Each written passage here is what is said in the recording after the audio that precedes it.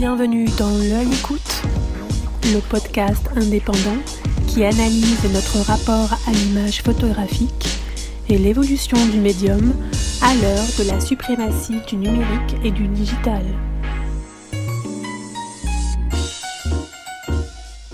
Dans la première partie de notre podcast L'œil écoute consacrée à Sabine Weiss, on apprenait comment, fille d'un chimiste inventeur genevois, elle était venue à la photographie d'abord par la technique. Bricoleuse, assoiffée de curiosité, elle n'était entrée dans le métier de photographe professionnel qu'en arrivant à Paris, point de départ d'une carrière foisonnante. Dans ce second épisode, la dernière lauréate du prix Women in Motion, remis par la Fondation Kering en collaboration avec les Rencontres d'Arles, revient sur l'ambiance des agences photo pour lesquelles elle a travaillé depuis les années 1950, RAFO en tête, raconte sa rencontre avec Edward Station, son exposition à l'Art Institute of Chicago, commente sa volonté de ne pas se cantonner à la photographie de reportage, mais de s'intéresser à la photographie sous toutes ses formes, ainsi qu'à tous les sujets. Témoin des bouleversements des sociétés urbanisées et des grands événements des années 1960, qu'elle a documentés avec passion, elle s'est surtout intéressée aux gens de la rue et leur vie au quotidien, sans se soucier de savoir si son travail aurait valeur, un jour, de documents mémoriels ou de traces pour l'histoire. Elle s'amuse d'ailleurs d'avoir oublié tant de ses images et planches contact. Je vous laisse en bonne compagnie, aux côtés de Sabine Weiss, interrogée par Yannick Le Guillanton.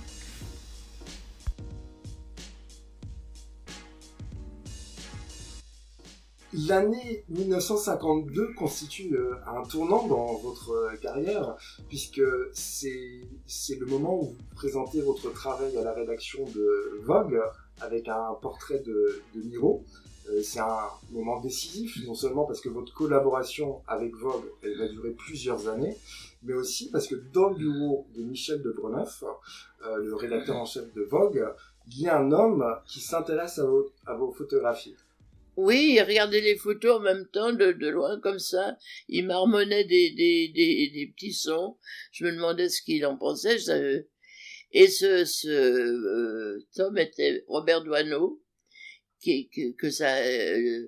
moi je sais pas pourquoi j'allais à Vogue avec des clochards, mais ça a dû lui plaire. Et donc il m'a tout de suite fait rentrer dans l'agence RAFO à laquelle il appartenait. Je suis resté très longtemps. Combien de temps êtes-vous resté chez RAFO ? Écoutez, RAFO, il y avait RAFO, et alors un jour à RAFO, on me dit, écoutez, on va vous présenter à notre correspondant aux États-Unis. Alors le correspondant des États-Unis avait été psychanalysé par mon oncle. Et il aimait beaucoup la fille de l'oncle, ma cousine. Et ma cousine, justement, avant que je sois partie de Genève, me disait, mais va à New York, je connais quelqu'un qui s'occupe de photos. Je lui disais, mais qu'est-ce qu'il fait en photo? Ah, je ne sais pas. Alors, c'était évidemment impossible d'aller à New York. J'avais pas... Vous aviez le courage d'aller à Paris, mais New York, vous n'avez pas osé. New York, j'aurais pas eu les possibilités d'aller du bateau, c'était des bateaux à l'époque. Donc, j'ai rencontré ce correspondant qui s'appelait Rado, qui avait fait RAFO, et on s'est très bien entendu. Il aimait beaucoup mon mari, il m'aimait beaucoup, et il aimait beaucoup mes photos. Et j'ai travaillé énormément pour les États-Unis. Je ne veux pas dire presque uniquement, parce que j'ai travaillé tellement que c'était des mélanges. Enfin, pour les États-Unis, pour toutes les grandes revues, j'ai... Oui, pour Newsweek, Times, Holiday. Oui. Tout ce qu'on connaît aujourd'hui. J'ai interviewé récemment Frédéric Founès, qui dirige une agence photo qui s'appelle Signature, et Pascal Maître, qui a notamment travaillé pour Gamma et Odyssée. Est-ce que vous pouvez nous décrire quelle était l'ambiance, l'atmosphère dans une agence photo à l'époque, pour vous en tant que photographe? Alors, quand je suis arrivée dans cette agence, elle se trouvait dans un appartement rue d'Alger. C'était un appartement. Évidemment, il y avait la pièce bureau, peut-être même 2 pièces. Mais il fallait pas aller à côté parce que c'était l'appartement de la sœur. Et puis, de l'autre côté, c'était le papa. Et puis mais ça a été une époque d'ailleurs très sympathique, parce que à 4 heures, on prenait le thé. Et alors les employés qui travaillaient là faisaient des truffes pour le thé, faisaient des gâteaux. Il y avait une espèce de réunion. C'est comme ça que j'ai vu un peu les photographes, parce que sinon on venait pas aux mêmes heures, mais à l'heure du thé, on avait des chances de rencontrer des collègues. Donc, dans cette agence RAFO, il y avait Robert Doisneau, Willy Ronis, Dieu Z, pour ne citer que. Néanmoins, comme vous le dites, vous connaissiez assez peu la photographie en général quand vous êtes arrivé à l'agence, alors que vous avez fait un apprentissage chez Poissonnat, que vous avez travaillé avec Mévan. Comment est-ce que vous expliquez cette méconnaissance de la photographie? C'est comme aujourd'hui, vous voyez. Ça vous étonnerait, mais je connais très peu les photographes. J'ai pas du tout. J'ai eu une vie extrêmement chargée, occupée par ma vie privée, avec mon mari, mes voyages, après ma fille, les bons dîners à faire et beaucoup de copains. Donc les photographes, je n'avais pas besoin, je faisais ma photo, moi. Et il n'y avait pas non plus beaucoup d'expositions.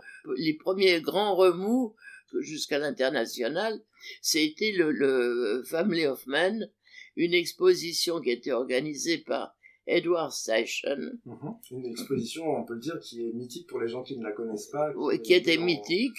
Alors, oncle Edward avait fait ça. C'était un très bon photographe lui-même. Et il avait donc voulu montrer que le monde était au travail partout, était la famille partout, enfin, de toute la vie. Donc, j'ai eu rendez-vous avec ce Steichen. Quand il m'a vu, il m'a dit, mais ma petite, vous êtes trop jeune. Mais il a beaucoup aimé mes photos. On est restés très, très liés. Et il m'a mis 3 photos dans l'exposition, ce qui était épatant. Assez important, effectivement. Très important. Alors, cette exposition, c'est au total 503 photographies, 273 auteurs originaires de 68 pays, donc c'était un peu une cartographie du monde. Oui. Ça a été il y a eu de tout. Ça a été exposé comme on le faisait à l'époque, un peu n'importe comment. Il y avait des photographies suspendues. Vous avez eu l'occasion de la voir, l'expo? C'est-à-dire que j'ai vu la reconstitution qu'ils ont fait au Luxembourg. Oui. Car Steichen était luxembourgeois et donc il avait voulu que son œuvre reste dans un musée. Bon, ça fait un peu démodé maintenant, mais autrement, je voyais pas les expositions de photos. Oui, dans vos contemporains, il y avait Ribou, il y avait Bury, qui travaillait pour Magnum, qui était... J'avais fait une tentative avec Magnum. Je m'étais dit, on m'avait dit qu'il y avait une agence qui s'appelait Magnum, avant qu'on me parle de RAFO, de tout. Je débutais dans cette ville qui n'était pas la mienne. Alors j'ai été chez Magnum. Alors ils m'ont dit, ah bon, vous pouvez faire, on va vous faire un travail, si vous voulez, un reportage sur 2 villages de France où on reçoit des handicapés mentaux. C'est intéressant de faire un travail là-dessus. Bon, moi j'ai fait le travail là-dessus et j'avais demandé évidemment aux dirigeants de faire quelque chose et tout. Et les dirigeants m'avaient dit, vous nous montrerez les photos. Et quand j'ai montré les photos, ils ont pas voulu que je montre les gens. On m'a laissé à peu près le facteur, le maire, le docteur. Il y avait plus rien. Enfin, ils m'ont sabré toutes mes belles photos. Par la censure. Voilà. Et donc vous revenez chez Magnum avec... Non, je vais même pas je crois que je vais même pas chez Magnum. Non, parce qu'il y avait plus rien. Non, je crois que j'ai même pas. Mais enfin, ça, c'était bien parce que ça m'a appris aussi à faire un petit reportage sur des villages. Non, je me sers encore des photos. Je voyais hier un très beau tirage qui était fait là-bas, qui était vendu à quelque part. Et pour revenir sur RAFO, dans l'équipe, au niveau des photographes, les gens que vous pouviez croiser, est-ce qu'il y avait des femmes? Ah, pardon. Oui, oui, il y avait des femmes. Oui, oui. Je crois que Janine Niepce... Janine Niepce, mais il y avait aussi des Ilse Binch, je crois. Il y en avait plusieurs quand même. Mais ça, on revient toujours à la place de la femme, c'était assez rare à cette époque-là. Je sais que vous ne revendiquez pas une place particulière en tant que femme, mais malgré tout, le fait d'être une femme, ça vous a peut-être permis d'instaurer plus de confiance, de rentrer plus facilement chez les gens. Ah oui, certainement, certainement. Ça rassure, ça rassure. Et moi, j'ai toujours travaillé, j'ai jamais eu de problème à cause du fait que je sois une femme. Pas du tout, au contraire. Oui, Au contraire, les gens même. Oui, oui. Je reviens juste à un moment sur Charles Rado dont vous parliez. Est-ce que c'est grâce à lui également, parce que vous avez quand même oublié une étape importante, c'est l'Art Institute de Chicago, où vous faites votre première exposition, qui n'est pas une exposition monographique, mais une exposition collective, je pense. Hein. Non, c'était personnel. Ah, c'était personnel, oui. Donc c'est grandiose. Mais oui, c'était grandiose, et heureusement que je savais cette exposition, mais heureusement que j'ai des photos de la salle. J'allais de temps en temps aux États-Unis, puisque mon mari était américain et que je voyais sa famille. Mais pour les expositions, je pensais, oh, Art Institute, Chicago, oh, qu'est-ce que c'est que cette histoire? Je suis pas pressé. C'était quand même très, très honorifique pour moi, mais je le savais pas. Ouais. Je le savais très bien. Je ne savais pas. Je l'ai vu l'exposition en photo. Je voyais qu'il m'avait exposé. Bon. C'était quoi d'ailleurs comme genre de photo? C'était votre travail personnel, le travail que vous faisiez? Oui. C'était bien. C'était un bon choix. Et vous parlez des États-Unis, vous avez un rapport très particulier avec les États-Unis. Parce que votre mari est américain, vous travaillez pour la presse américaine, vous avez vos premières expositions qui ont lieu aux USA, donc à l'Art Institute au moment, et vous êtes connu et aimé aux USA. En quelque sorte, vous vivez une histoire d'amour par procuration avec ce pays, parce que vous y êtes passé, mais vous n'y avez jamais vécu. Oui, c'est amusant. J'ai encore ils faisaient ce qu'ils appelaient des yearbooks. Oui. J'étais toujours dans les yearbooks, comme les photographes importants du monde, parce que c'était tout à fait international. Donc là, ça vous permettait de vous faire l'œil aussi sur ce qui se faisait. Oui. Mais enfin, est-ce que ça me changeait? Ça me changeait pas grand-chose de voir les autres photographies, je crois pas. Mais compte tenu de votre curiosité, j'imagine que ça vous intéressait de voir un peu ce qui se faisait à droite à gauche. Je sais pas. J'étais contente d'être dans ce gros livre. Oui, mais je crois pas plus. Alors vous êtes avec Doisneau, Isis, Bouba, Ronis, une représentante de la photographie qu'on appelle photographie humaniste, qui met l'humain au cœur du sujet, même si vous préférez que l'on dise de vous que vous êtes une photographe complète, parce que vous ne répudiez pas vos photos de commande, vous avez fait un peu tous les genres de photographie dans votre vie. Est-ce que vous avez conscience d'avoir participé à une incarnation de Paris, de l'esprit français, et qui bien évidemment n'existe plus aujourd'hui, parce qu'on en parlait tout à l'heure, il y avait cette atmosphère très particulière à Paris dans les années 50-60, qui aujourd'hui a totalement disparu, mais reste dans l'inconscient. C'est-à-dire que il y avait beaucoup de choses qui se passaient sur les trottoirs. Je sais pas comment c'était par rapport aux 100 ans antérieure, mais à l'époque actuelle, qui est une centaine d'années, c'est très différent.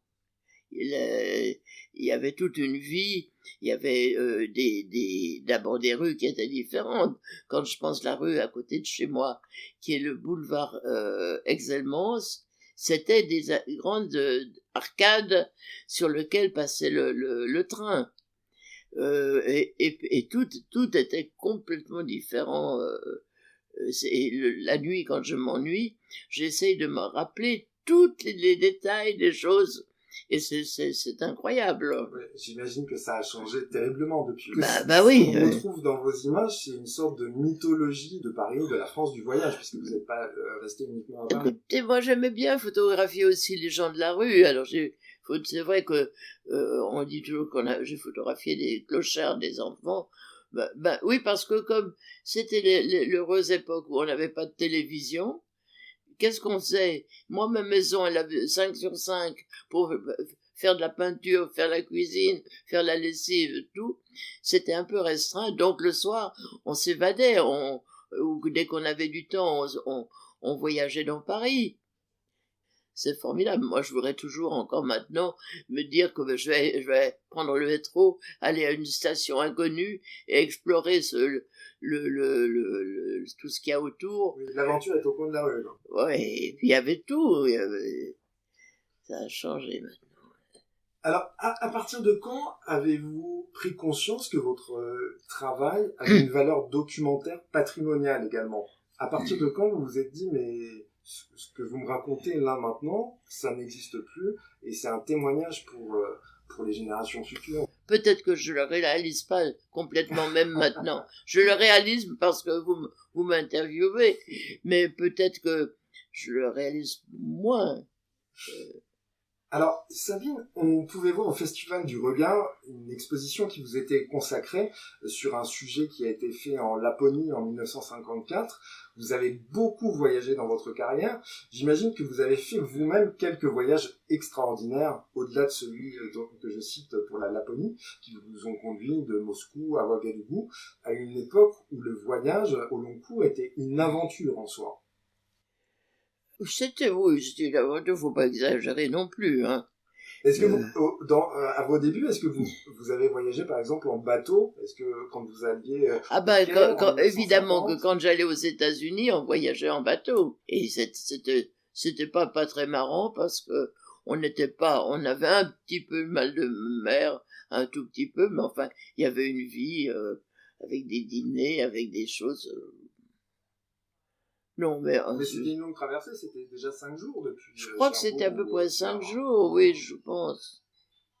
Le fait de vous intéresser à des vieillards, des enfants, des paumés, des gens face à eux-mêmes, à qui on accorde peu d'importance, c'est une forme d'engagement, une façon de les faire exister, de ne pas montrer seulement les mondains, les artistes reconnus, les politiques, les puissants que vous avez photographiés dans le cadre de votre travail de commande.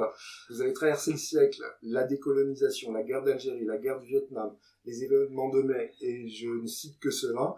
On parlait tout à l'heure de Janine Niepce qui s'est intéressée à l'IVG, la contraception, l'égalité homme-femme, mais vous, à titre personnel, on vous connaît peu, à ma connaissance, de prise de position directe. Vous restez discrète sur vos engagements, sur vos convictions. Oui, mais c'était pas même des convictions, c'était la vie normale. J'étais au milieu d'hommes et d'enfants et de femmes, je vivais comme eux. Il n'y avait pas de différence. Mais j'ai jamais été militantiste. Bon, j'ai signé des pétitions quand c'était évident mais pas beaucoup. Moi, j'avais ma vie très très remplie. J'ai toujours été ça. Même encore aujourd'hui, je suis vieille, mais ça faut faire avec. Mais c'est ça l'intérêt aussi. C'est de se dire, j'ai travaillé, j'ai un siècle, et quel changement! Je sais pas ce que ça donnera dans le futur, mais actuellement, c'est pas possible. Et ça va à une rapidité. Quand on pense que j'ai connu les premiers ordinateurs, enfin, et c'est pas tellement vieux, c'était des choses très très lourdes oh là là, les flashs, j'ai jamais connu ça avant. Tout, la moindre des choses qu'on trouve, c'est différent. Et c'est vrai qu'en plus, le temps s'accélère de plus en plus. Écoutez, regardez les appareils portables maintenant qui font des photos. Les objectifs sont incroyables.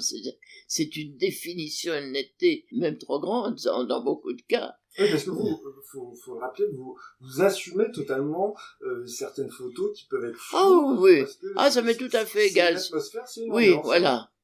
Pour revenir juste à la question de l'engagement, est-ce que votre passeport suisse, ça vous aurait pas donné des opportunités pour partir à droite ou à gauche? Oui, c'est-à-dire qu'il y a eu une époque, je ne sais pas exactement quelle année c'était, est-ce que j'étais encore à Genève ou juste à Paris?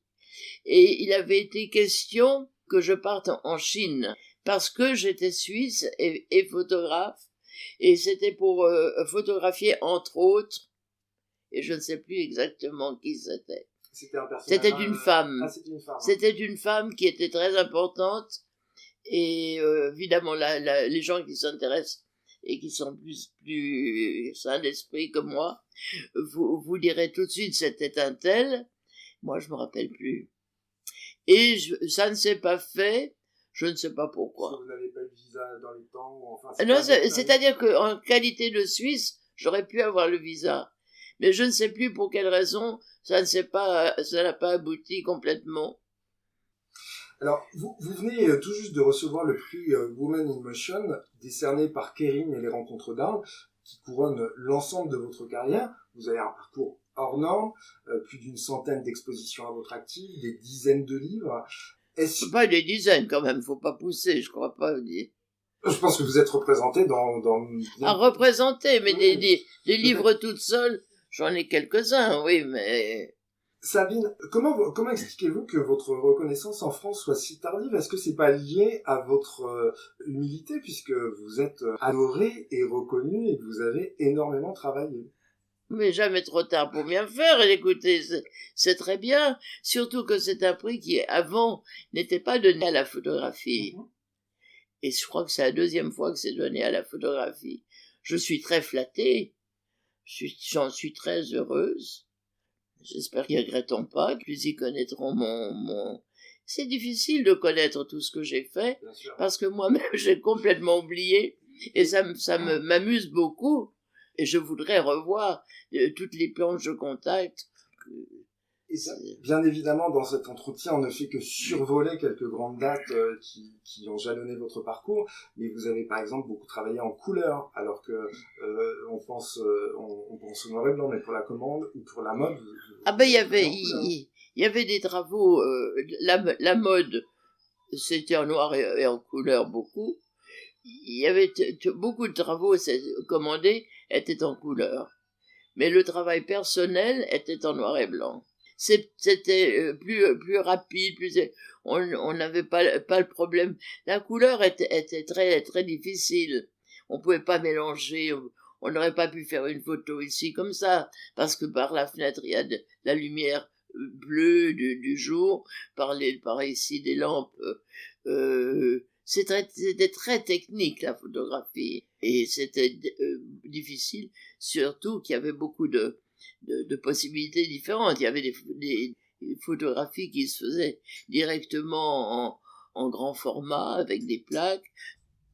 Merci. Merci Ce petit intermède pour ma gentille assistante qui m'apporte quelque chose parce qu'elle trouve que ma voix devient grave. Comme on parle de postérité, de reconnaissance, comme Helmut Newton, vous avez fait le choix de donner votre œuvre à votre pays natal, la Suisse. Comment s'est passée cette donation et est-ce que vous travaillez, par exemple, avec ce musée donc de l'Élysée à Lausanne, sur votre exposition du centenaire attendu? Ce musée de Lausanne, un jour ils m'ont demandé un rendez-vous, ils sont arrivés chez moi, avec naturellement un petit peu de chocolat, et ils m'ont demandé si je voulais bien donner toutes mes archives au musée. C'est une chose pour moi que je trouve formidable, que j'aurais jamais osé demander. Mais ça, c'est parce que vous êtes très, très humble, parce que, au contraire, c'est bien de pouvoir... Écoutez, il y a sûrement des quantités d'autres photographes qui seront inconnus et qui ne sortiront pas de l'oubli, et des choses merveilleuses. Il y a de temps en temps un livre que vous recevez parce que quelqu'un a découvert un photographe qui fait qui a un regard spécial.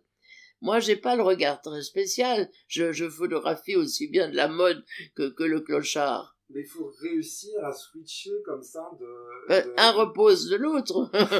Il y a des scènes avec des clochards qui sont formidables. Alors, Sabine, pour conclure, je voudrais vous poser quelques questions sur le XXIe siècle, des choses que vous avez déjà évoquées. Tout d'abord, vous, qui avez été obsédé quand même par la technique pendant toute votre vie, ça vous a à la fois intéressé, peut-être un peu martyrisé quand Exactement, vous aviez des oui. difficultés. Et quel est votre regard sur la photographie aujourd'hui, sur la photographie numérique en particulier, puisque c'est celle qui est le plus couramment utilisée? Écoutez, elle est tellement utilisée, alors, les gens font de la photographie toute la journée. Qu'est-ce que ça deviendra? Qu'est-ce qui arrivera si on leur vole l'appareil avec tous les documents dedans?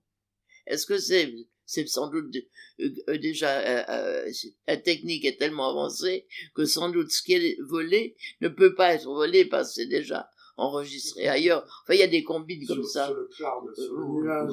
Oui, exact. Mais les gens ne tirent plus leurs photos. C'est-à-dire qu'à titre personnel, bon là on parle même plus de...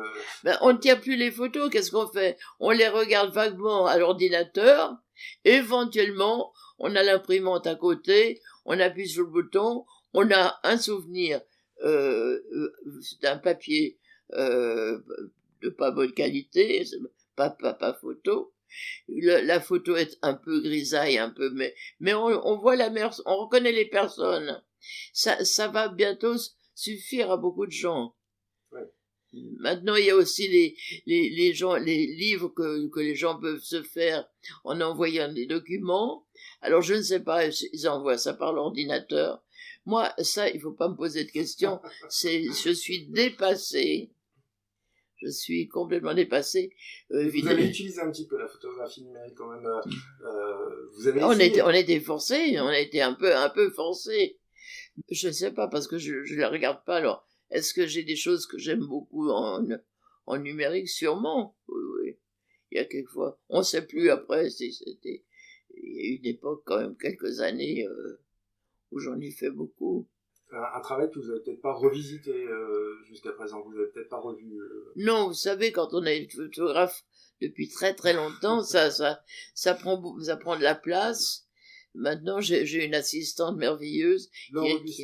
Laure Augustin, une bénédiction pour moi.